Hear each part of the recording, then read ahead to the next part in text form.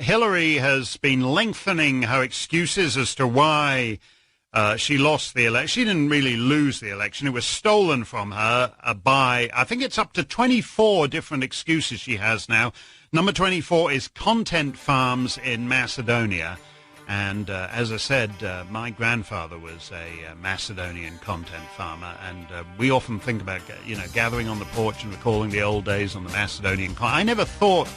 He never thought that the old content farmers he left behind in Macedonia would one day steal the U.S. presidential election. They are gnarled, hard-working Macedonian peasants, and the way they were able The to Macedonian documentary Honeyland, which was nominated for 2 Oscar nominations at the Academy Awards on Sunday, February 9, did not win in either category, Best Documentary or Best International Feature Film.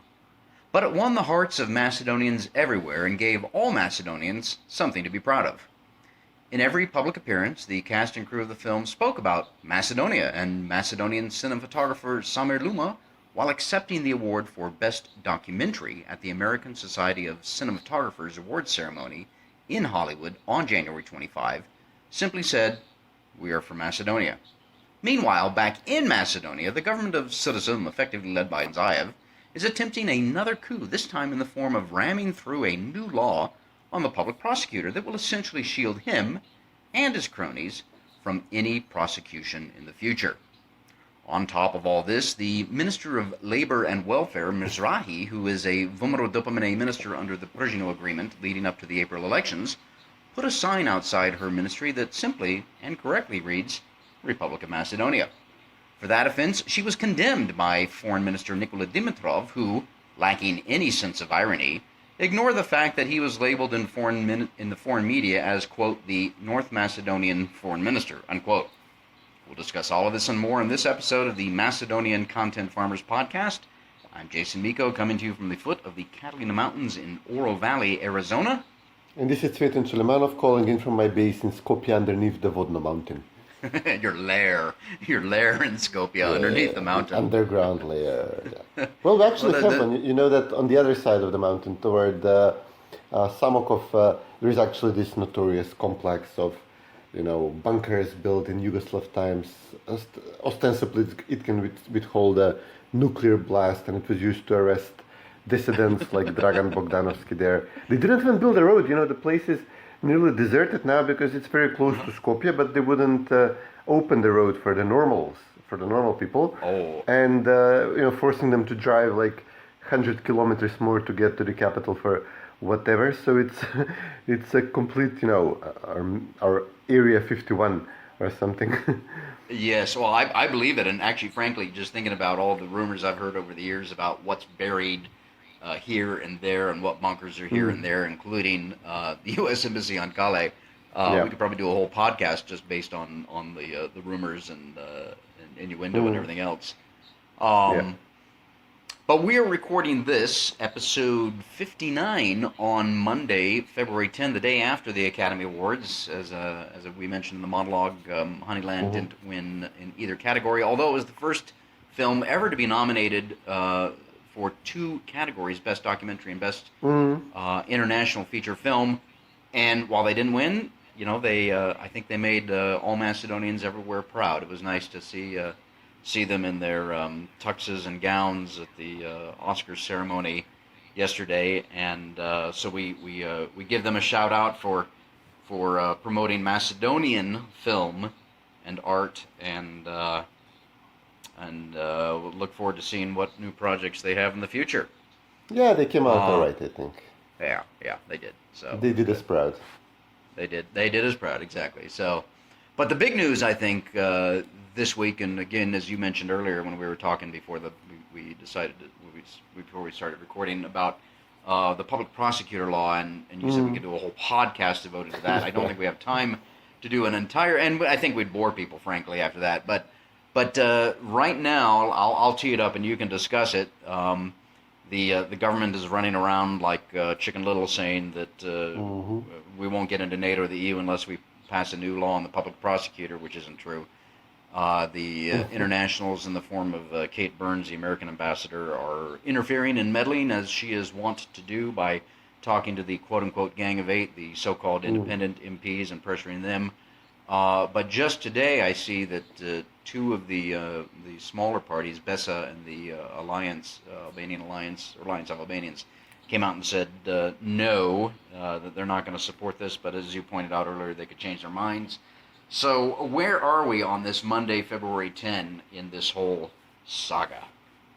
Well, as of recording this, there is a meeting apparently in the parliament between Zoran Zaev and Ali Ahmeti and Talat Jaferi and Justice Minister Renata Diskovska. They were supposed to have begin a parliament session at 5. Now it's already 8:30. So that's not working out well, especially as you said, when the two small Albanian parties, they practically joined VMRO in their opposition to the law.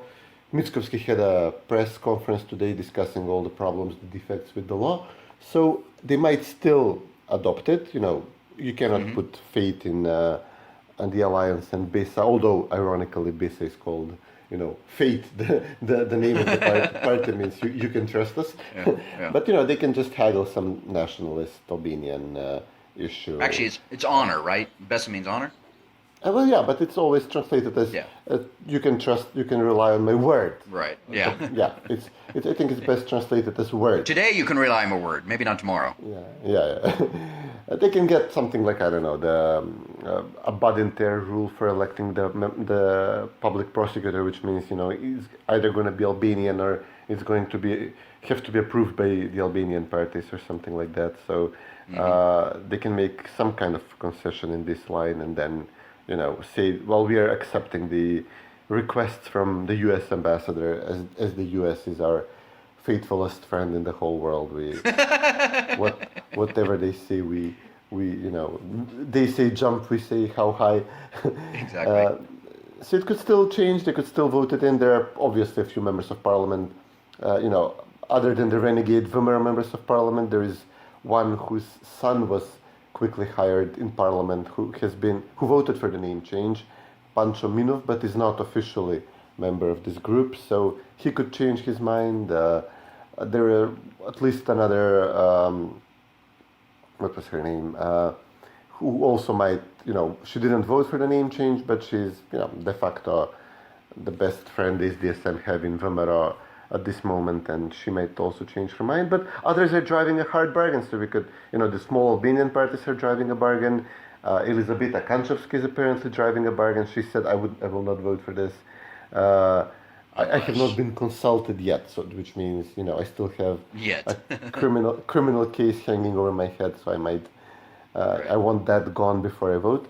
But, these are all minutiae, the technicalities. The fun part is that, this government, which was brought in power with the help of the U.S. and the EU diplomats here, on the pretense of we are fighting for the rule of law and justice and anti-corruption, they're violating every single thing they claim they stand for by courting now these blackmailed members of parliament and adopting a law which will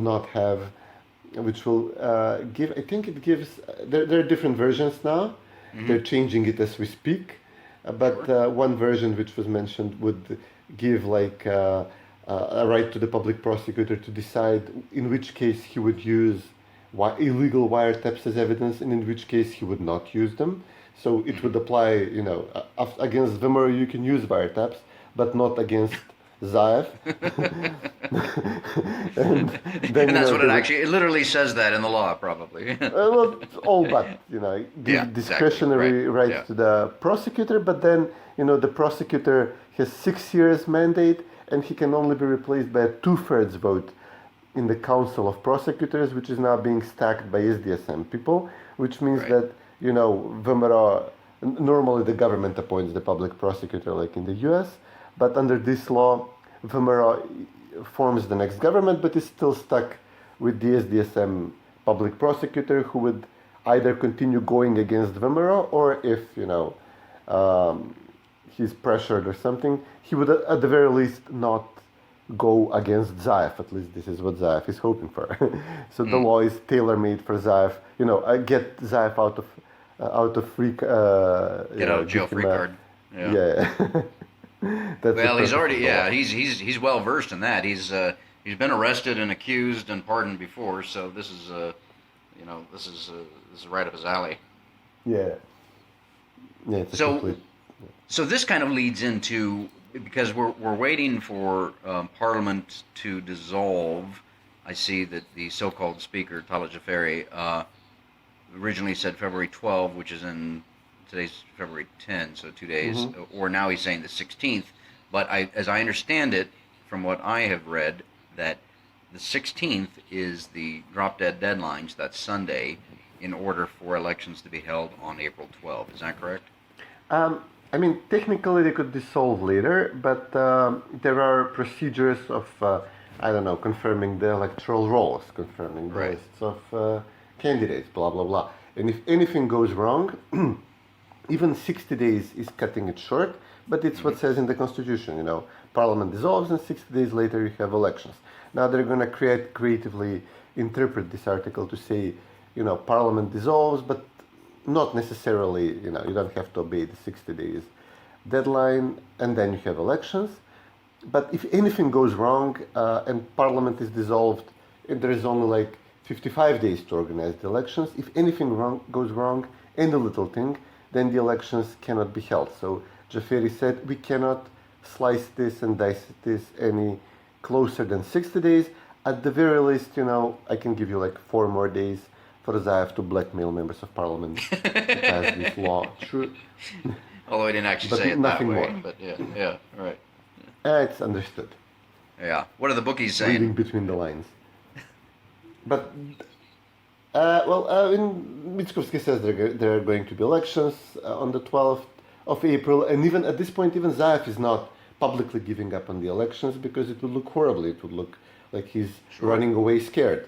But if he cuts this any closer, then it's definitely him trying to postpone and avoid elections.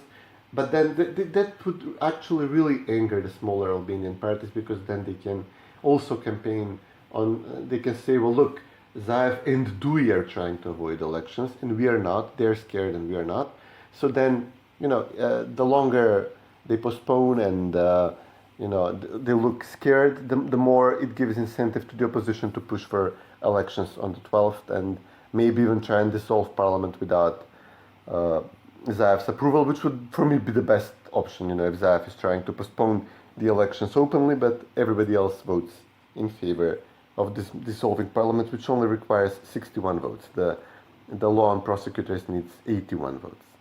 Right. But you only need 61 to dissolve. Yeah, and that frankly, that goes back to what we were discussing well over a year ago, 80 or 81, and with the so-called name change and the constitutional changes they made, they only had 80 votes. Yeah. And so now you're saying 81. Are they publicly acknowledging that they need 81, or are they still sticking with 80? No, Zaev is careful to say a 2/3 majority, not 80 or 81, because, if it's obvious 81, but if he says 80, then, if he says 81, then it would also make it more expensive for him to buy and blackmail more members of parliament, but he has one more person to purchase. But also, it undermines the entire name change, which was initiated with 80 votes, but then done with 81. Well, absolutely. Well, I'm no lawyer, and I certainly don't understand the way the judicial system works in detail in Macedonia. But if that is the case, it does. Yeah, that's true. It doesn't. Okay. Well, the way it's supposed to work, but. I would assume, I would hope that somebody is preparing lawsuits based on that 80 versus 81 a year ago to run through the courts at some point, because I think the statute of limitations is probably still would allow for that. But that, So, but there's again, this goes into a bigger question, I should say, of things that we have talked about in the past, which is. How do you overturn this? Well, there's various ways to overturn it, I think. Vomero has talked about how they need the 80 votes or 81 votes in Parliament. But there's the legal system as well, even though, as you just said, the judicial system doesn't work. But there's all kinds of ways to do this, to slice it and dice it and get it overturned despite what the Western elites and the embassies, what our ambassador and others say about overturning PRESPA. Yeah, announcing that you're going to take this to the Constitutional Court to you can attack it on the fact that Ivanov did not sign the Good point. the law. Yeah, he did not sign the new name into law, and then it was signed by Talat Jaferi, which is not acceptable in the Constitution, and of course. This 81 votes, the Constitutional Court can also be asked to render a verdict on this. And then obviously investigating criminally the people who blackmailed the members of parliament to vote in favor of the name change. This could be Zaev, police officials around Zaev, the judges who would release people like Krestomkovsky out of detention specifically to vote for the name change. Obviously, Jess Bailey, the U.S. ambassador, which, it might be a bit more difficult to drag him before a court here, but if they, if you collect enough evidence and if these people eventually testify that they were blackmailed, then you can, I suppose, render their vote invalid because it was extorted from them. So there are different ways to attack this. Unfortunately, Vilmerov has not pledged to do this at this point, which is understandable given, we all discussed last week how the U.S. ambassador is now obviously and openly pressuring and calling out Vilmerov. It's very clear that if they, and Zaev is very likely postponing the NATO ratification so he can have an excuse before the internationals. He can still claim that, look, if Vilmerov win, we can actually lose NATO. So, better elect me, and play it safe. So, Vilmerov do not want to give too much pretext to the internationals to stage a coup in the party or more arrests, anything that, the internationals have done so far to shore up Zaev at the expense of Vilmerov. Well, sure, yeah, and you make some very valid points, and I know we have a number of friends who claim to be center-right but don't really like the center-right, don't like Vilmerov Dopamine in Macedonia. But they've got to understand, this is in a way a form of poker. You got to know when to hold them and know when to fold them, and know when to walk away and know when to run.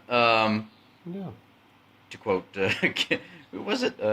Kenny Rogers. Anyway, point being that, Vilmerov has to be very careful about what they say publicly and what they are planning privately, and I am sure that they are. And as you just mentioned, all of these different ways of possibly attacking and overturning PRESPA. Because they certainly do not want to be attacked any more than they already have been attacked by the international community, by Kate Burns, who is essentially waging war on Macedonia and Macedonians. That's a quote. And they've got to be very careful about how they plan this and how they go forward. And again, I'm sure they are. And so I would certainly give them the benefit of the doubt. And they know this infinitely better than I know it, infinitely better than you know it, infinitely better than our friends that are a little bit wary, shall we say, of the new leadership. But maybe they feel, our friends that we're talking about right now, maybe they feel better the devil you know than the one you don't, and so that's why they prefer Zoran Zaev. I don't know. No, they don't prefer Zoran Zaev, but unfortunately, if they keep pushing this, they would eventually, if they boycott the elections and stuff like that, they would be inadvertently helping Zoran Zaev. Right, yeah.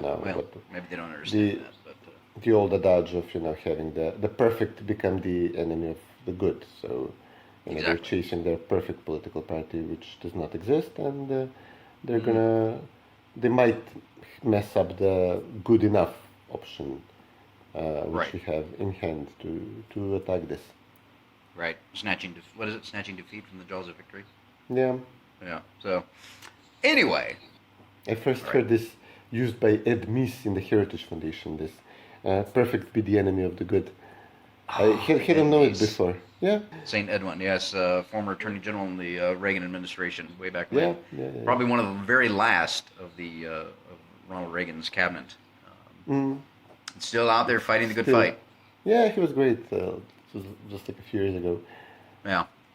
Let's segue over to the latest in the ongoing scandals, because we want to make sure we mention those in every single podcast.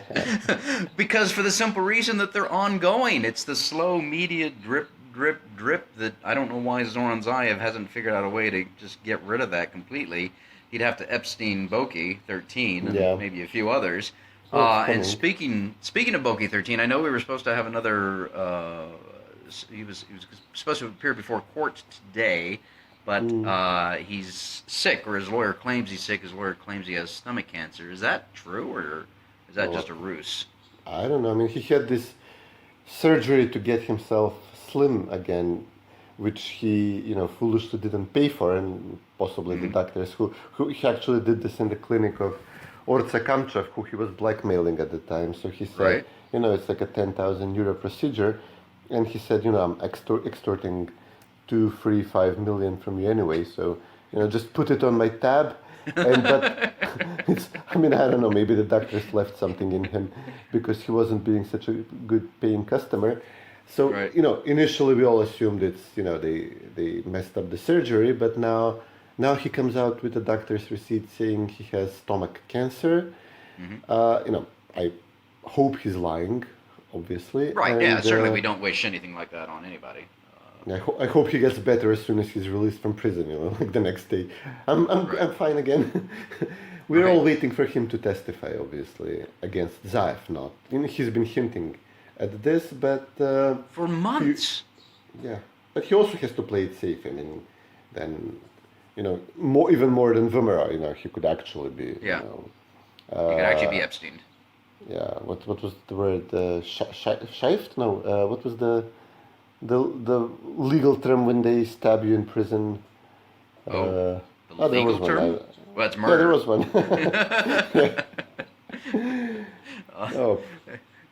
Yeah. But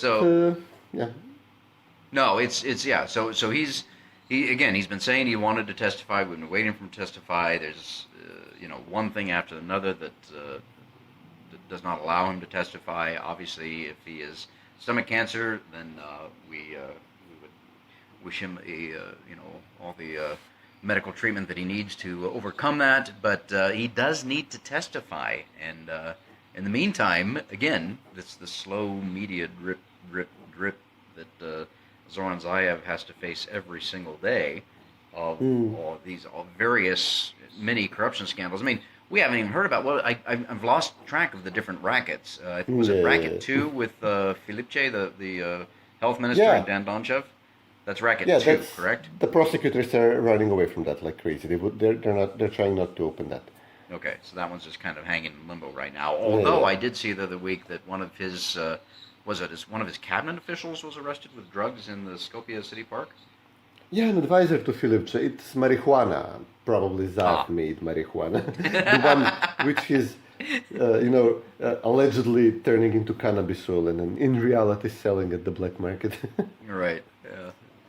Finest Zaev Mary Jane, so... But the interesting part now is in this law they're proposing is that it would, as we said, it would give right to the prosecutor to decide in which case he would use wiretaps and in which case he would not use wiretaps. So some of the wiretaps which they are thinking about, the Zaev people, we already know about. This is, when Kamchev came out with these recordings which mention Radmila Shekirinska, the defense minister, meeting with Boki and Katica Janeva, and also with Orza Kamchev. She was moving between the extorter and the extortee in this case.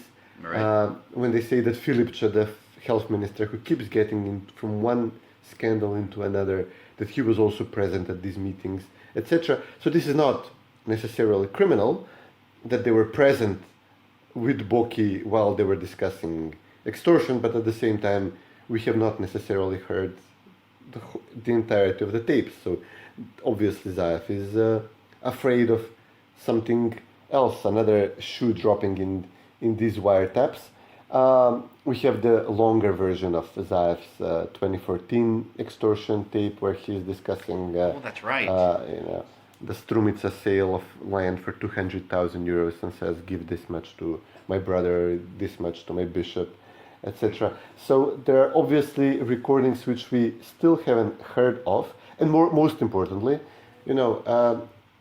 usually, it's one thing to have an illegal wiretap of a phone conversation like Zaev used against Gruevski and Katica Janeva used against Gruevski. It's kind of in between if you have like a traffic camera or your own security camera. You're not deliberately, unlawfully recording somebody. This somebody is coming to your house. He can see the camera most often blinking. And then, Boki said that he has a recording which will show where the money went. The prosecutors are trying to entertain us with all these stories about Boki's trips to Milan, buying, Dolce & Gabbana, Gucci shoes, this aluminium gown, this infamous. But that's all like small piece. That's like a few €100,000. We're talking 20 million euros. And Boki said, the recordings in my home, my security camera, they show who was coming and going and who was entering with a, empty-handed and leaving with a briefcase.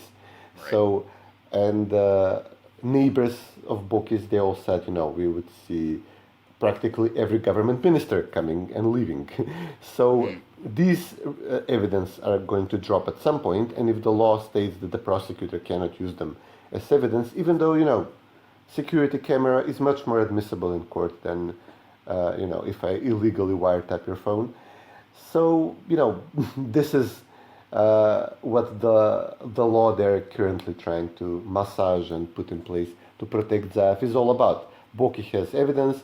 Apparently many other people have evidence against Zaev, but he wants to make it so that the prosecutors cannot use it against him, which again brings us to this, beautifully ironic situation that Zaev created, grabbed power, using illegal wiretaps, using Katica Janeva for, as a prosecutor who would propose using illegal wiretaps in court. And now, all the colored revolution supported him in this, all the international diplomats supported him in this. They insisted that, the spooks in our intelligence services left over from communist times were courageous whistleblowers, while at the same time arresting Assange, Snowden, etc.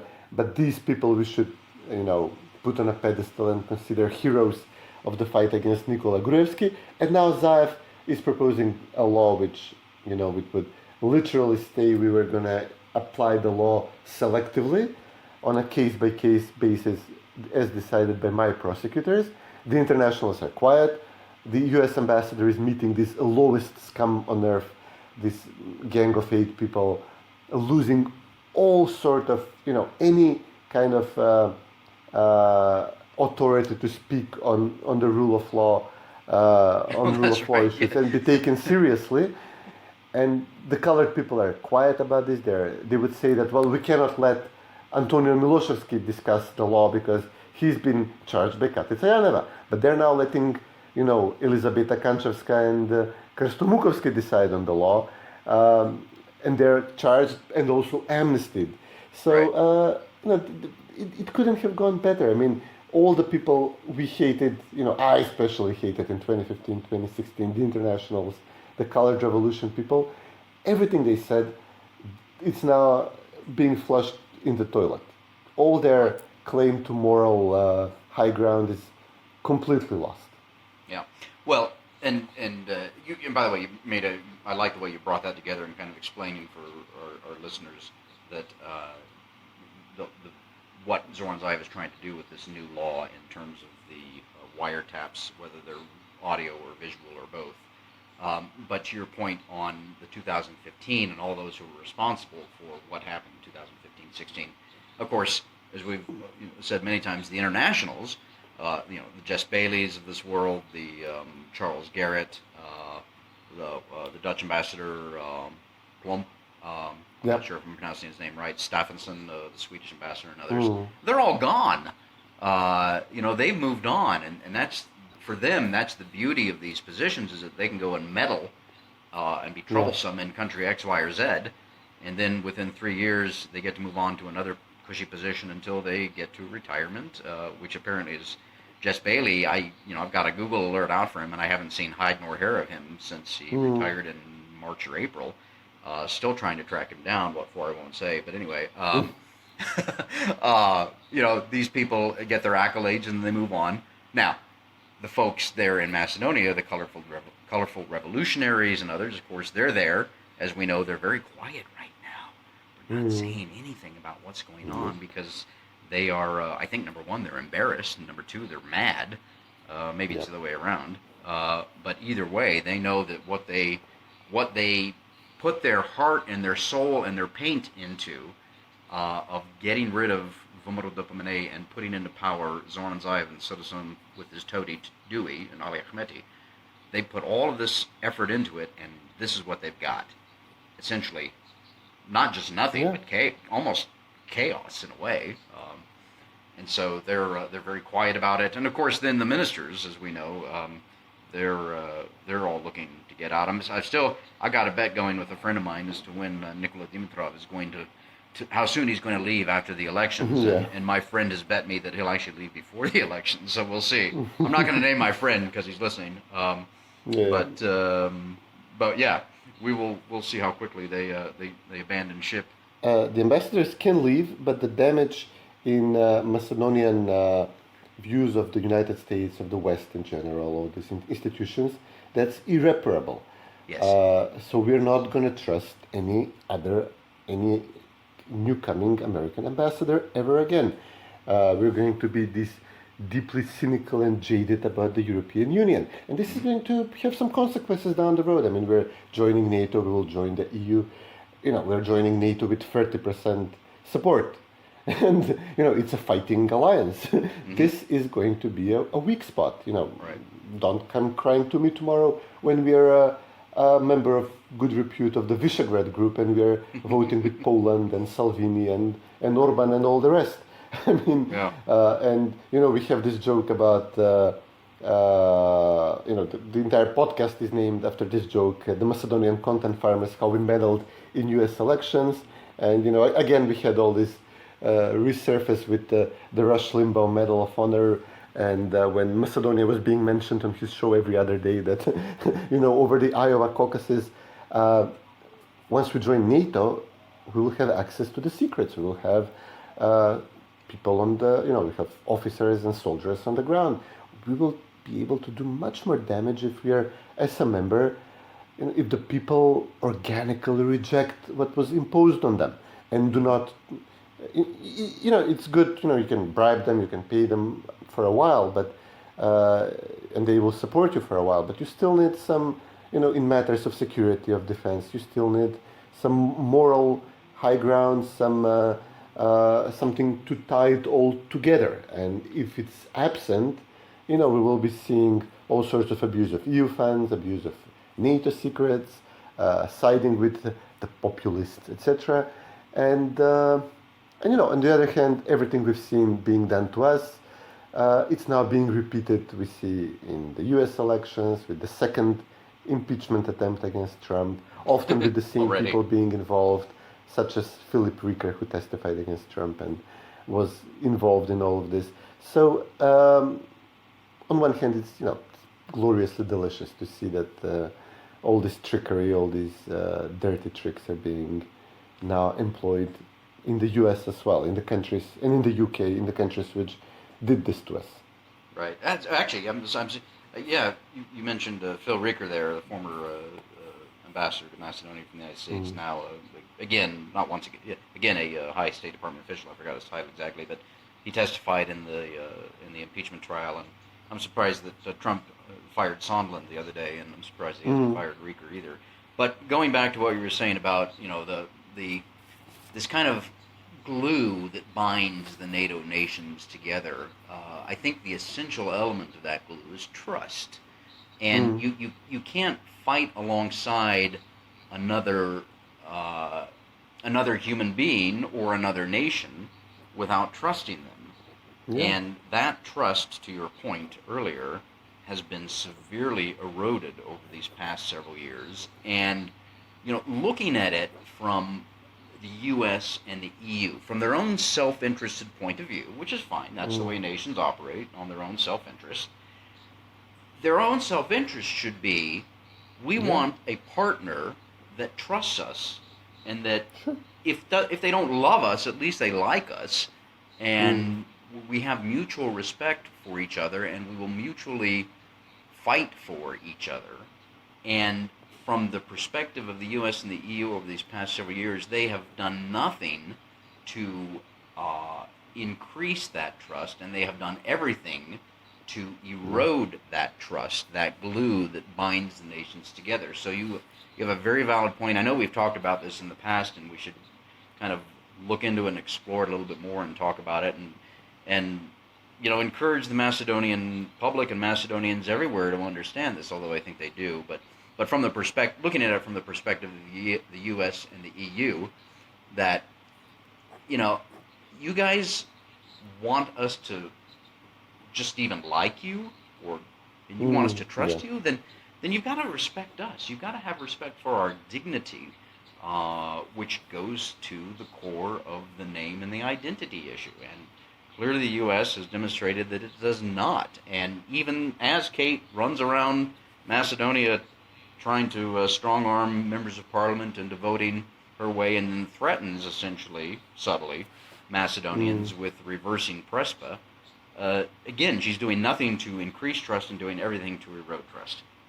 Yeah, I mean, one of the saddest, most despicable things actually I've seen in my life is the memorial to the Macedonian soldiers who were killed in returning from Bosnia. We sent a contingent, a dozen of our men were killed when they were returning from a peacekeeping mission in Bosnia, which is a token mission. It's completely pointless at this point. And the helicopter crash near Skopje. And the monument in Sarajevo, which I visited, I think, with President Ivanov once, it says, it doesn't name the country they came from. So imagine, obviously the Greeks objected, and it has their names, but nothing more. I mean, wow. I think it says something. I didn't know that. Yeah, it's despicable. And, imagine being asked to be killed, to fight and protect and put yourself on the line. Sacrifice your life, yeah. Potentially be killed. And then they wouldn't even give you the courtesy of naming the country they came from. And, NATO is largely, not, paper tiger, obsolete thing.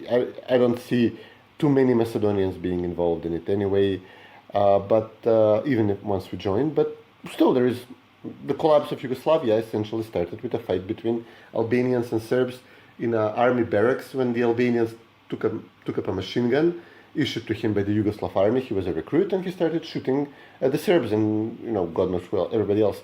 So, I can very easily see a fight between a Macedonian and a Greek soldier once they get angry and, deployed in Lithuania somewhere waiting for the Russian attack and get drunk at some point and start shouting at each other. Yeah, and how many times have we seen almost seen Greece and Turkey come to blows, which are both NATO members, and how many times have we'll never know the extent to which the backchanneling has gone on between those two countries from the U.S. or other countries when they've started to exchange heated words.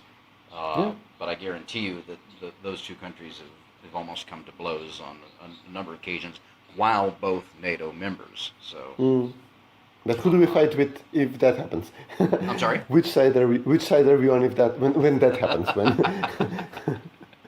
I keep assuring Greeks on my Twitter timeline, don't worry, we get your back. You just go fight the Turks in Libya or just directly on the Maritsa Evros River, and we'll protect you. Don't worry. Yeah. We won't stab you in the back. Yeah. You're devious. Yeah. And then, of course, this Mizrahi thing, now we have our new hero.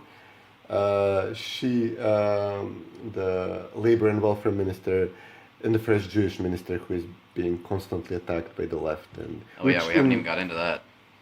Yeah, it's becoming an issue now with the left. In the US, in the UK, as they court the Muslim vote, and it becomes more and more important, and they're adopting their position on Israel, and now we have, Corbyn and Sanders, and not to mention, all the Soros-funded anti-Semitism. If you remember that during the Iraq War, when they would use neocon as a shorthand for Jewish Bush foreign policy appointee, and publish all sorts of horrible stuff. And now Soros claims that anybody who criticizes him is an anti-Semite. Never mind that. Mizrahi had a press conference at a ministry sign which says the Labor and Welfare Ministry, blah blah blah, Republic of Macedonia. Right. And then Nikola Dimitrov is calling her publicly, but not on the phone. He's apparently not communicating to her directly, but issuing press releases and tweets and whatnot. That he got a verbal note, which we're still not sure if he got it or it's just part of Zaev using the Prespa Treaty to score some points with the U.S. ambassador. That Mizrahi made this unforgivable blunder. That the Greeks might step out of Prespa, jeopardize our NATO membership, which, as I said, I'm 100% sure they're deliberately postponing by asking the Spanish government, a socialist government friendly to them, to postpone it. We'll see if they vote on this tomorrow or the day after, as they said they would. Obviously, everybody on the right, including, but not all of the people which we mentioned before, who are possibly boycotting Vemera because they're not hard enough on the name issue, are very happy with what Mizrahi did, and this is what's going to be happening in the future once Vemera forms the government. Right. Well, and you bring up a good point about Dimitrov, that he says he received a note from the Greeks. Generally, when that happens, we see something in the Greek media, and I monitor it fairly closely. Yeah. I haven't seen anything. Certainly, Katamarini, usually mentions things like that. Although Mitsotakis, the Prime Minister of Greece from New Democracy, has been fairly quiet overall on these issues. Whipped. What was that? He's been whipped, and I have a theory that he's using the Siemens scandal against him. I mean, we've seen how the U.S. Embassy operates. I'm sure that the U.S. ambassador there is dangling the emails and the phone recordings on the Siemens scandal, which was a very long-lasting scandal. Oh, no, let's not go there. We've got enough scandals going on in Macedonia. So. Yeah. We have to keep an eye on everything at the same time.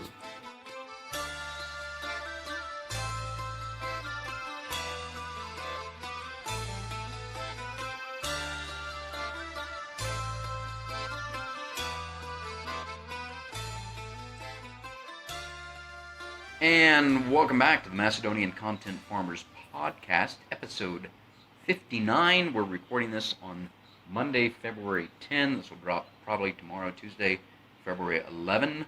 I'm Jason Miko in Oro Valley, Arizona, and Cvetin is on the phone from his lair in Skopje, the Republic of Macedonia.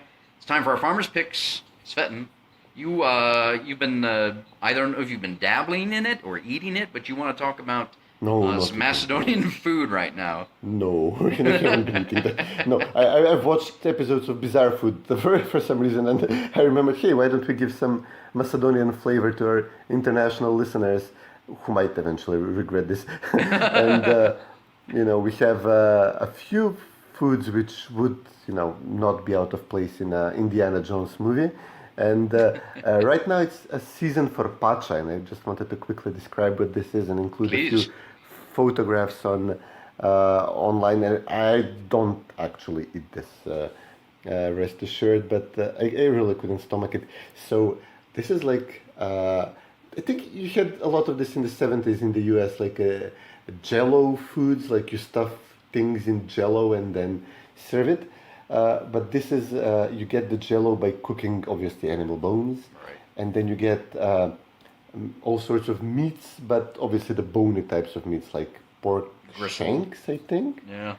I don't even know what gristle is, but I guess that goes in pacha too.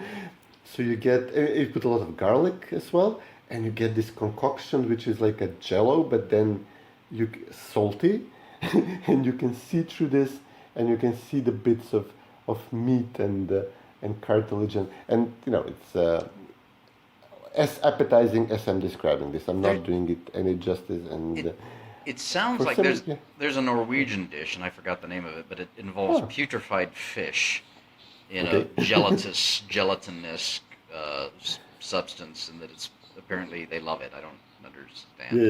Yeah. Well, I don't know how this happened, honestly.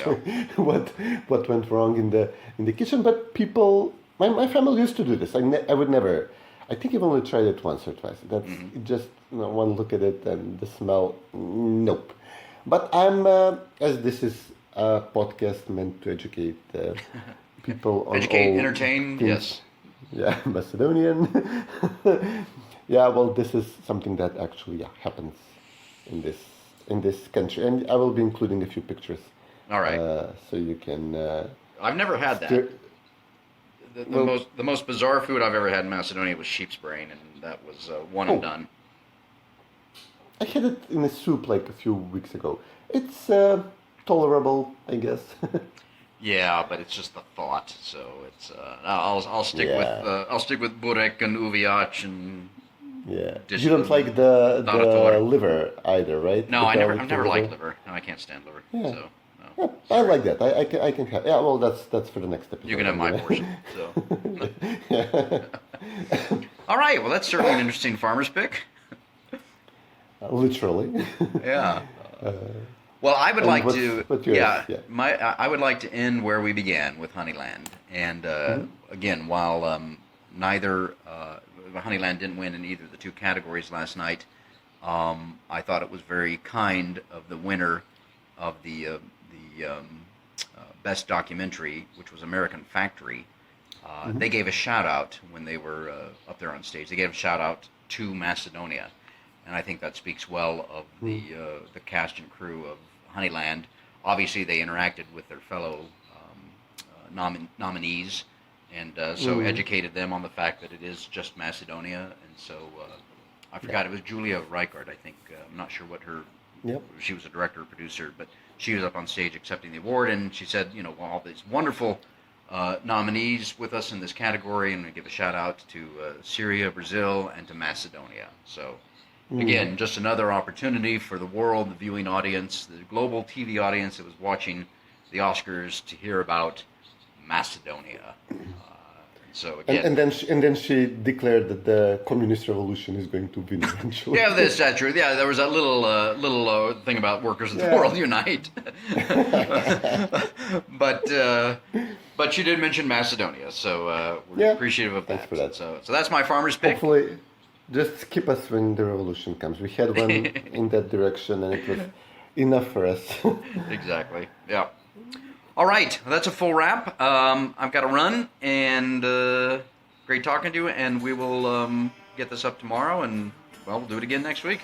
Absolutely. Take care, buddy. You too.